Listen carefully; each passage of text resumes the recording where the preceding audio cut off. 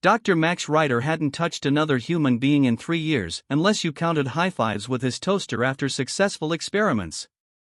A self-proclaimed quantum romantic, Max believed the universe held mysteries that only needed the right frequency to be cracked open.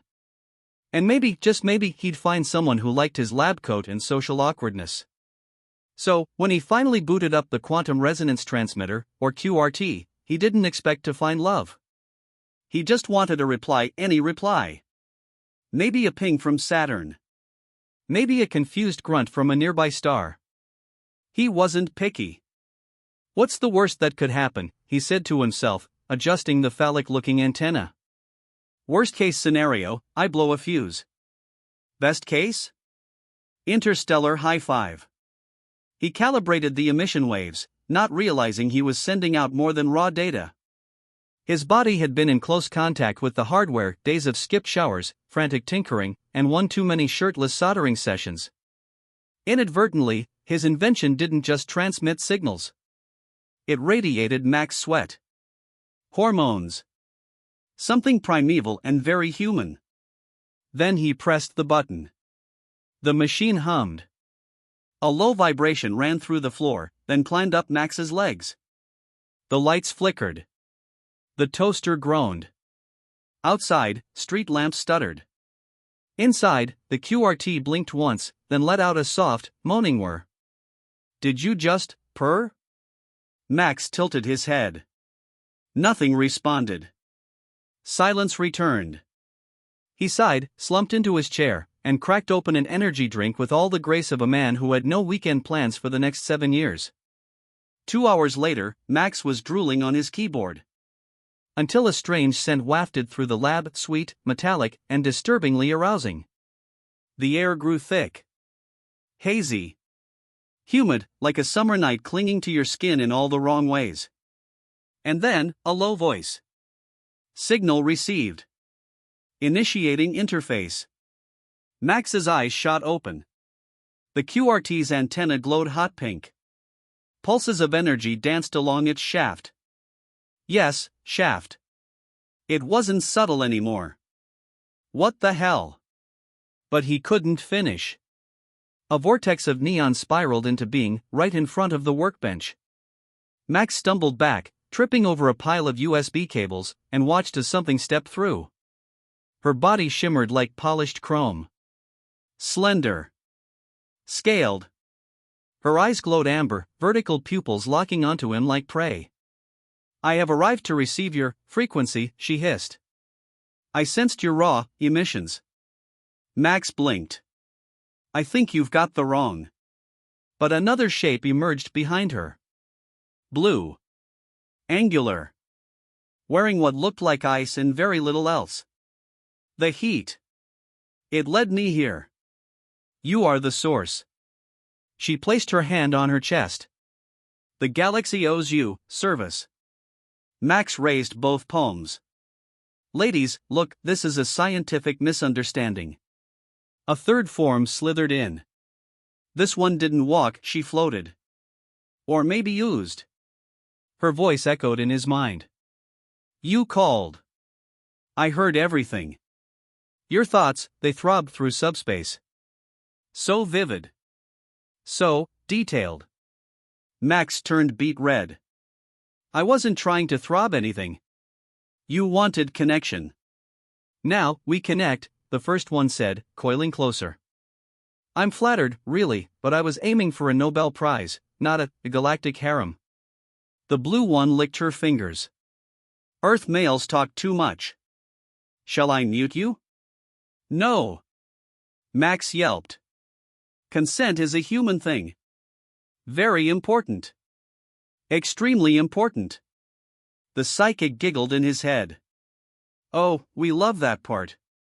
Max scrambled to his control panel. If he could reverse the signal. But the chrome-skinned one blocked him, running a claw along the machine. Your hardware is sensitive. It responds well to stimulation. It's an interface. Not a stop touching it like that. The machine pulsed again. More intensely. Another ping. Another incoming presence. Oh no, Max whispered. It's still broadcasting. Outside, the streetlights exploded. Max's garage lit up like a nightclub for cosmic singles. He looked down at the control panel. The readout wasn't in English anymore, it was pulsing with symbols, hearts, and, strangely, peach emojis. A digital voice chimed, connection stable. Frequency locked. More mates inbound. Mates? I wanted data. The alien trio circled him. One whispered, "We are very data-driven." Max took a breath. Okay. He could fix this. He was a man of science. Logic. Equations. There had to be a way to. The psychic tilted her head. You're calculating escape routes. Naughty. No offense, ladies, but this wasn't what I had in mind when I said I wanted to expand human contact.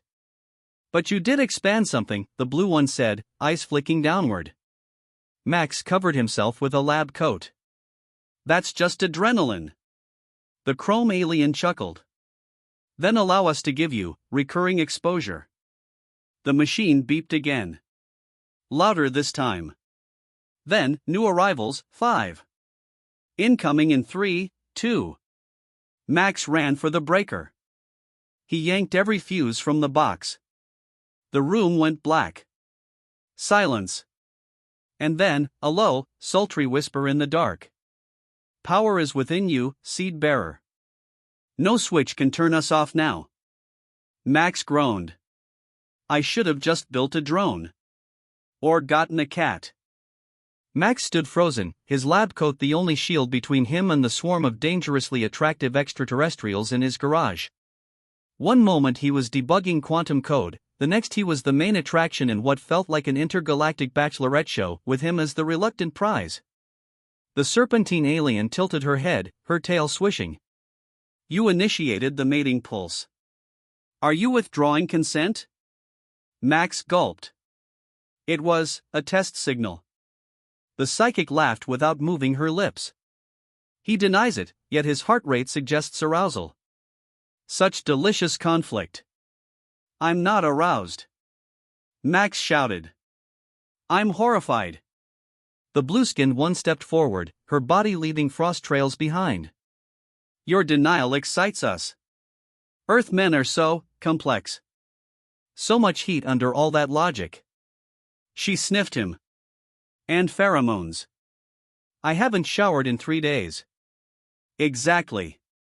Before Max could argue more, the QRT beeped violently. A new voice came from the console, sultry and deep. New contender inbound. Prepare for interface. Contender? Max squinted. Is this a game show? Is there a buzzer I can hit to disqualify myself? A green-skinned warrior woman materialized through the vortex, wearing armor made of what looked like asteroid fragments and absolutely zero shame. I have traveled 3 light-years without a break to claim the one whose signal rocked my ovipositor. Max opened his mouth to object, closed it again, and finally asked, Can I just send you all a polite rejection email? The chrome alien hissed. You emitted. You accept responsibility. The psychic sighed. You must understand, your signal bypassed linguistic protocols. It screamed one message, breathable. Max nearly choked on his tongue. I screamed nothing. You moaned, the ice alien corrected. That was a chair squeak. A soft chime echoed again. Galactic compatibility rating, 9.8. Commencing shared claim protocol. Max snapped. Okay, what the hell is a shared claim protocol? The Green Warrior grinned. We divide you on a rotational basis, adjusted by your stamina, hydration level, and solar cycles. I'm a man, not a resource. The psychic blinked slowly. To us, you are both. A new alien emerged. This one was completely translucent, floating like jelly, softly pulsing with pink light. Her voice was musical, like whispers in a steamy bath. He called for connection. I shall respond with merging. Max's legs gave out. This is harassment. No, said the warrior. This is diplomacy. I didn't sign any treaties. You moaned into subspace. Max scrambled to his feet. That's it. I'm shutting this down. He lunged for the QRT's core chip. His hand barely grazed it before the psychic flared. Touch that and I touch your memory core. Your deepest thoughts, Max. He stopped cold. You wouldn't. She smirked. Your 8th grade crush? The thing you did with whipped cream last November? He yanked his hand back. Fine. Let's talk. Talk, the jelly-like alien asked. You wish to engage in verbal foreplay? No. No foreplay. Or midplay or postplay. The crone one tilted her head. Then perhaps we begin with scientific exploration. We take samples. You mean blood? We prefer other fluids. Max groaned. I need backup. The QRT pulsed again. Another signal locked in. But this time, it wasn't alien. A voice boomed through the lab. This is NASA. We've received a feedback loop from your location. Please confirm, did you make contact? Max fumbled for the mic. Yes. I made contact. Accidental. I need extraction or a lot of ice packs. Static. Then, understood. Rerouting communication to SETI and Department of Intergalactic Affairs. The warrior alien laughed. Ah, now your leaders want you. Too bad. Galactic rules, first signal, first rights. Max collapsed back into his chair. The machine's hum now felt like a seductive purr. He was trapped between diplomacy and his own stupid genius. The translucent one floated closer, glowing more intensely. Perhaps we adapt to his customs. We initiate Netflix in mating. You mean Netflix and chill? She nodded. Yes. And chill we shall, with physical friction. The blue one crossed her arms. I object. He responded most eagerly to my frost. I demand exclusive rights to his thermal emissions. The warrior slammed her fist into her palm. I propose a trial by endurance. Max raised both hands. No one is testing my endurance. The chrome alien smiled. Oh, but your machine already did. The QRT displayed a chart labeled, Max Rider, emission strength, lethal to subtle species. He squinted. You tracked my emissions? It's all in the data, whispered the psychic. Size. Volume. Duration. I'm going to die, Max muttered. Eventually, replied the chrome one. But you'll be very relaxed when you do. The QRT beeped again. A final warning flashed, Intergalactic Claim Challenge activated. Lock-in begins now. Max leaned forward inside. At this point, I just hope someone brings snacks. Max had given up trying to reason with them. Every time he opened his mouth, it was misinterpreted as flirtation, proposal, or foreplay. His polite refusals had been translated across 12 dialects as mating challenges. Saying please stop had somehow triggered competitive pheromone displays. The more he resisted, the more desirable he became. The QRT had transformed from a glorified antenna into a galactic matchmaking engine. It kept beeping, whirring, and broadcasting like it had a libido of its own. Max swore it was glowing smugly. Meanwhile, the contestants had doubled. He lost count after the 12th arrival. At this point, he needed a spreadsheet just to track their demands. The Galactic Council contacted him through a temporary rift, projected right into his coffee mug. A bureaucratic voice droned, Dr. Max Rider, by activating a universal emission signal containing encoded human pheromones in deep subconscious thoughts, you have violated the Intergalactic Intimacy Accord 19.7. You are now classified as a reproductive asset of Class Omega. Effective immediately, you belong to the claiming species. Max coughed. I belong to no one. I'm a sovereign citizen. I pay my taxes, mostly. The council acknowledges your protests but notes your output qualifies as legally binding consent across 73 mating jurisdictions. I just wanted to talk to aliens. Not date them. A new contender entered the fray, glowing red, eyes like suns, voice like thunder wrapped in silk. I represent the Crimson Brood. We produce 20 offspring per merge. Prepare your loins. Max backed away like his loins had just received a lawsuit. Nope. Not preparing anything. My loins are in hibernation. The warrior stepped forward. His emissions awaken ancient instincts in our bloodline. We must compete. The psychic hummed. He radiates desperation masked by sarcasm.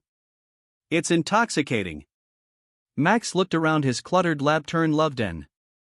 Half the aliens were doing stretches. One was oiling herself with what looked like printer toner. Another was calculating breeding odds using galactic math. It was chaos. It was terrifying. It was vaguely arousing in the way dreams feel, confusing but weirdly exciting. He needed a way out. A loophole. Something in this madness had to favor humans. He was, after all, from Earth, the planet of pettiness, loopholes, and legal disclaimers. He cleared his throat. As per Galactic Accord, whatever you just said, doesn't the claimed party get a chance to defend themselves in a mating challenge? All heads turned. The council's voice returned, sounding curious. You invoke trial by compatibility? Max shrugged. I guess? I mean, it sounds better than trial by anything else. The warrior smiled. We accept. He shall be tested. Endurance. Emotional bandwidth. Adaptive stimulation. The chrome alien added, and fluid retention capacity. Max looked pale. What does that even mean? The jelly-like one explained gently, you must outlast, outweed, and outweird us. Only then may you revoke the claim. He groaned. So it's like The Bachelor, but I'm the one getting eliminated unless I survive the dates? Correct, said the psychic. Except failure ends in galactic custody. I hate space. The trial began immediately. First test, emotional depth. The psychic linked to his brain. She accessed every embarrassing memory from kindergarten onward. She started weeping. His heart, it's shaped like a rejected snack. Second test, physical reflexes. The warrior tossed him a flaming orb. He caught it. Barely. His sleeves caught fire. The chrome alien whispered, his pain tolerance is oddly erotic. Third test, cross-species flirtation decoding. Max had to interpret alien pickup lines like, may I rearrange your bone marrow, and your sweat smells like our royal nectar. He passed by nodding vaguely and pretending it was a compliment. Then came the endurance round. The ice alien froze his feet. The jelly girl tried to merge with his spinal fluid. One kept licking his ear while the council took notes. Max powered through. He activated his survival instincts, the same ones that helped him survive 4 engineering exams on no sleep and lukewarm burritos. Somehow, he made it to the final round. Last challenge, announced the council. Unexpected problem solving. You have 5 minutes. Max stared at the QRT. Then he stared at the group. He had one shot. He opened the panel, rewired the internal logic, and adjusted the pheromone frequency. He didn't stop to think. He stopped to feel awkward. And then he amplified that awkwardness. He turned his own anxiety into a broadcast signal. The machine pulsed once. Every alien flinched. Their seductive gazes melted into confusion. They twitched, clutched their chests, blinked awkwardly. What is this sensation? The blue one gasped. My confidence, it's crumbling. I feel self-conscious, muttered the serpentoid. Like I said something stupid at a party and now everyone's judging me. The psychic trembled. He weaponized cringe. Max smiled.